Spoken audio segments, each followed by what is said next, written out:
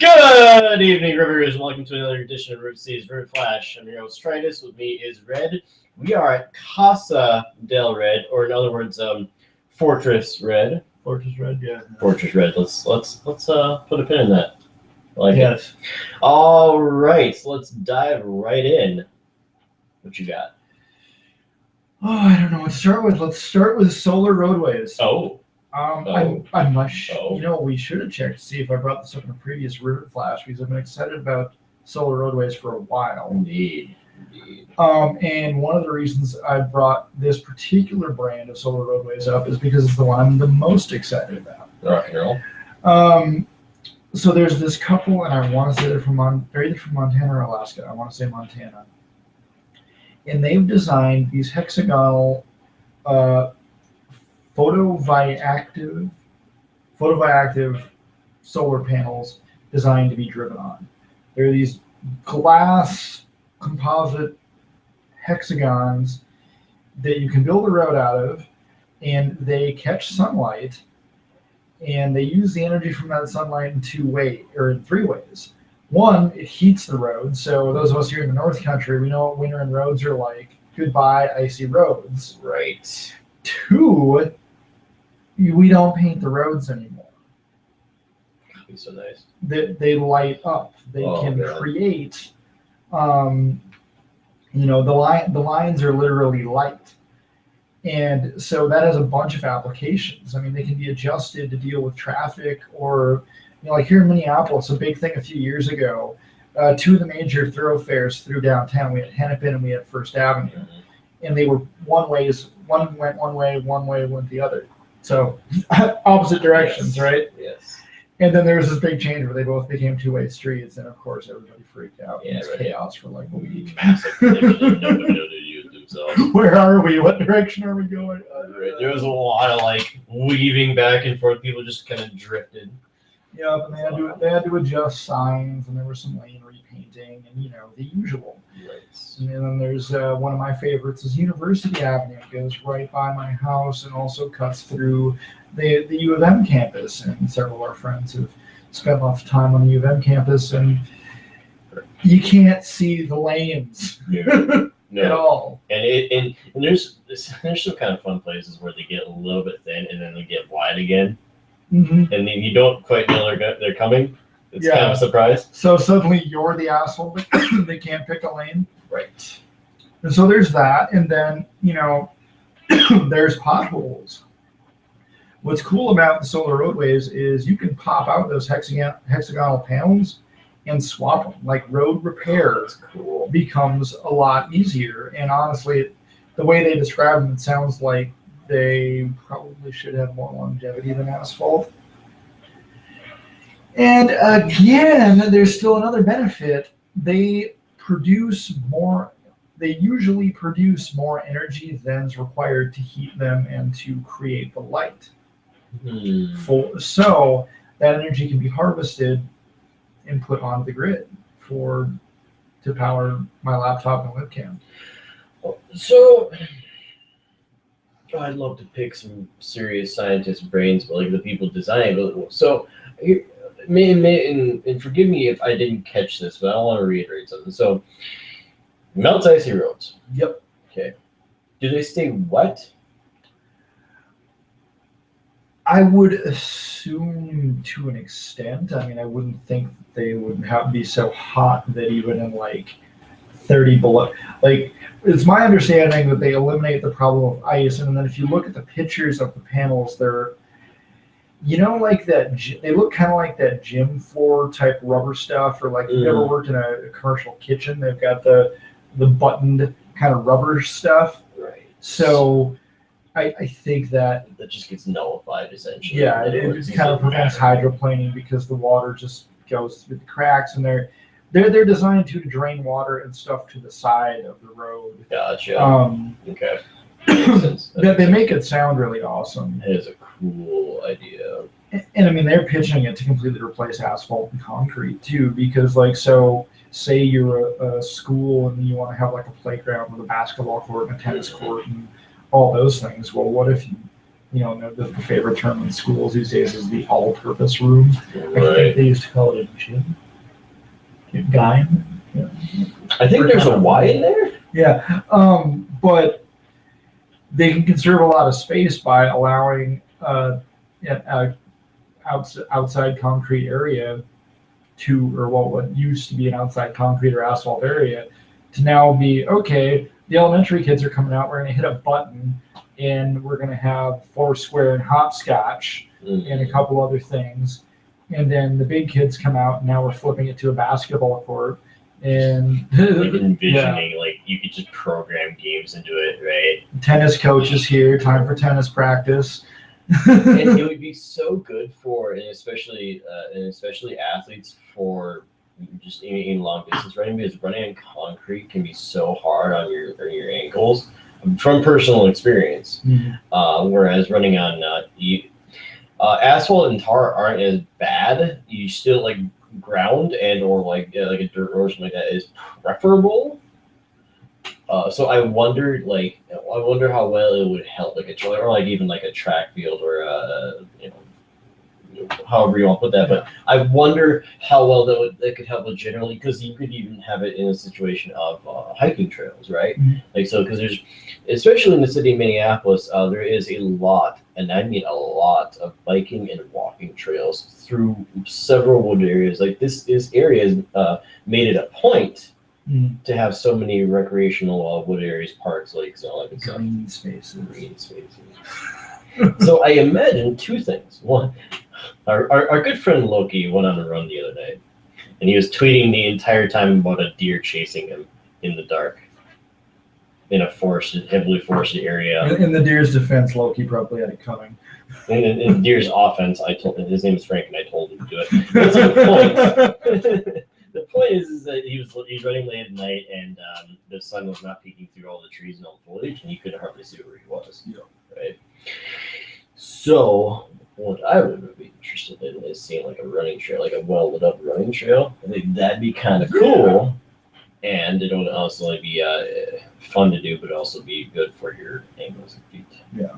And I mean, and again, the power generation capabilities. And absolutely, if this proof of concept they're doing in Missouri kicks off, like that could be the green energy solution. Is let's just start tearing up our roads, right, and putting this stuff down. Yeah, not to mention that we would finally escape road like biannual or annual or 3-year road construction. If you live in Minnesota, there are 2 seasons: winter and road construction season. Yep. That's it. Yep. Right now, there are several main highways in the Twin Cities area. It's one of those things where you try to take a detour, and you try to get you run into the road construction in the main, so you try to get clever, and then when you try to get clever, you run into more road construction. Yep. And then on your alternate routes, and then you try to get more clever, and then you run into more construction, and then you try to fly over, and then you hit a So so what I love to see is that we make roads that last a lot longer, and we don't have to be constantly having to maintain and repair. But let's try something. I want to throw some out there. Let's build something to last. Yeah. just once. Right. Anyway. But yeah, so speaking of roads, tell us about space networks. I'm going to tell you about space networks. Okay, so as we are canoodling and meddling about the idea of going out into space, as our friends at SpaceX, and many other companies are talking about going to Mars, and NASA's like, yeah, let's do that. And talking about Mars, doing a moon base, and as we talked about last week, the EU is talking about doing a space base between Earth and the Moon. There is the idea of needing to have connectivity, internet access. Okay, now you can get internet access from the ISS right now, but you really can't get anywhere beyond it. Via a laser. Just metal, by the way. That's so cool. Anyway, so here's the thought. So the ISS is getting a new little piece of technology, and it is called. They're installing a new type of networking software and devices and hardware called, and it's going to be called delay tolerant networking, DTN for short. Regular down network. to network. Down to network. That's better. And Yeah. That's probably where that's going to go. Nobody's actually going to care what the acronym really means. Here's what it's going to Just 1 second. Okay. Butter So- says time. Butter says that. Now, how a regular network works is all the nodes in its transportation rely on being available at the same time. Okay, so you're pushing your data through, everything's got to be available, or else it's going to you hit a block and then it doesn't work. Yeah, the clipped cable transmission dies. Exactly. There's data, that's it. Game's over long term. So how delay tolerant networking is going to work is you set up a system of nodes, and each node is going to get sent a section of data, and they're going to be split, and it's all going to come back. So what's going to happen is you came up with a really good way to say it's basically what happens is it gets stored, and if there's a hiccup in the line, and it gets stored, and then it finds an alternate way to get that data either to its destination, or it stores it until that node becomes available again, and then completes it through. Yeah, it's from what you mentioned before the show, it's definitely it's a store and forward type technology, which is kind of going back in time to like say Token Ring or other similar technologies, but using modern tech, and this time we're choosing it for its reliability, not necessarily for its instant up to the second speed. Yeah, because you don't need it, right? I mean, you're already in space. You're going to have to deal with a node, several million miles of distance between not only nodes but planets and stations and all that kind of stuff. Well, it's not even not the need; it's that reliability is just so much more important. Right. I mean, what the ESA crashed. One of the major probes that went up doing exploration ended up crashing because they lost their ability to control the device for a bit. Weird stuff happened, and they weren't able to make changes on the fly. That they've gotten really good at minimizing the amount of data they need to send. And so a storm, they don't need instant, constant bandwidth. What they need is reliable. Right. I need to keep being able to drive my probe, whatever that is. I mean, man, if only I remember more. They had an article a while back about how we're still communicating with Voyager 1 or Voyager 1 or Voyager 2. It's looking at 1. Yeah, how we're still able to communicate with Voyager 1, and it's just, that was built in the 70s. Yeah, it's finally reached the outer limits of our solar system. And that's it, game over. It's past the Kuiper belt. Yeah, and it's getting to the point where I don't think we can communicate with it anymore, but like the technology's been there for a while to use minimal data, and we're sending, batch sending commands and dealing with minimal acknowledgement of receipt and other things like that. Now they're just making that more reliable, and our ability to track those probes probably comes into play too. I mean, this is good, big, and huge, and awesome. Yeah, it's something that I'm glad is being done preemptively. Because that network is going to be necessary, and it's got to be bulletproof by the time we start sending humans to Mars, or even to the moon again. Right? Does this mean Facebooking on the moon? Probably not. Does it mean reliable and effective communication back and forth in a relatively decent amount of time, as opposed to just firing laser beams or radio waves this side or the other? Yes, it does. And it's good. That's necessary for us to be able to communicate with our people and our devices, be it satellite or whatever, long distances. And setting up that network now, laying that foundation now, is going to help so much in the future. God, wouldn't it be great to be the first person to check in off the planet? Yeah. Well, I'm sure. Well, I'm sure you can check into the ISS when you get up there. But first person to check into the moon, first person to check into Mars, like what? Moon base, bitches. Yeah. Oh, now we're gonna have space Twitter. Great. Space Twitter. But yes, check digging that. We're gonna put that in the show notes. That is a really cool cool idea. Yeah. Okay, so barring that, this weekend is Convergence 2016 in Bloomington, Minnesota. It is a massive anime anime, video That's more games, sci-fi. comics, sci-fi, and a lot of interesting folks. I have not ever actually been there. This is my first time going to Convergence. I have been, since it gets held over 4th of July weekend every year. I've not been going because I usually go home and blow stuff up. But this year I'm not doing that, and this year I'm going to attend this wild extravaganza that I have heard nothing but amazing and interesting stories from. Didact is already there. Follow our Didact's Facebook there. page. Yes, he is, and yeah, right Didact is there right now. He is running around his. I think he's running. Is he around Spin Valor right now? I don't know. I didn't watch it. He did a live video on Facebook. I didn't get a chance to watch it yet. I just saw that he did it. Yeah. Yeah, and this year was going to be my first year, except, my challenge is the same 4th of July, and it's also my dad's birthday tomorrow, so happy 60th, Dad. I'm not going to skip your 60th to go to a sci-fi con. But next year, 61's not as important, and I'm totally going to Convergence. Sorry, Dad, not sorry. Yes, Island, we will talk all about it over the weekend. We're going to do some live videos. We might do like a kind of a con flash. I don't know. But want to get you out there, and we will be running around. We're not going to room party this year, but maybe next year.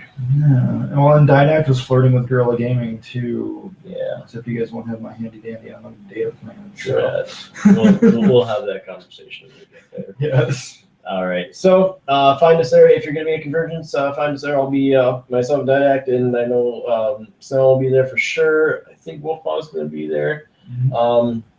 And we run around, find us, check us out, get a button. Get a button, get a card, get a button card. Both those things. Both those things. Yeah. We're just gonna like make a button suit. Yes. It'll be fun. All right. So see you there, and then otherwise we do not see you there. We'll see you next week on the next flash. Yeah. Well, we forgot the other things. Yeah. Just two other little mentions. Bad tries. If anyone's mad about the Windows 10 upgrade, you have a kindred spirit out there. A gal was able to sue Microsoft, won a whole $10,000 because she got forced through the Windows 10 upgrade and it bricked her machine, and Microsoft support wasn't able to fix it. Yeah, she's able to wrangle $10,000 out of that. Ooh. IT guy says quit whining. You're going to get forced to upgrade eventually anyway, just by reality. So screw off and upgrade. Microsoft's going to be cutting off the free upgrade for Windows 10 soon. So back up your shit. Just upgrade. Be done with it. If it runs like ass afterwards, nuke it and rebuild it from scratch. Call your local IT guy. You have one in your family or friend group. Give them beer. Or her. Or they. Whatever. Give them beer. They'll do it for beer. And lastly, a couple days ago, a new fiber line got lit up between Oregon and Japan, or Oregon. Excuse me. I have a friend in Oregon that informs me that the Minnesota pronunciation of Oregon is not correct. It's Oregon. So from Oregon, I think Oregon off the deep end on that one. Yes. But yeah. There's a new 60 terabit fiber between Oregon and Japan. That's awesome. Google funded it. Google's keeping a full 10 terabit of it themselves to bolster their GCE offering and other things they'll be hosting in Japan, Singapore, and a couple other areas. How dare a company take a big chunk out of something that they're doing? Yeah. Well, that's awesome. That is really cool. I like that. Yes. Internet is great. Internet. More networking. Yes. Space networking, underwater networking. All the networking. All the networking. Coolio. Yeah. That's all I have. That's all I have too. Good. Great. Grand. Wonderful. No yelling at the bus! Well, you'll find these guys at Convergence. I'm going to be up north maybe blowing stuff up and fishing. That sounds both like fun things. Yes. All right. Have a good 4th, and we'll Stay safe. Don't blow each other up. Just blow fireworks up. That's cool. Yep. No Roman candle wars. We've never done that before. Okay. see you guys later. See you.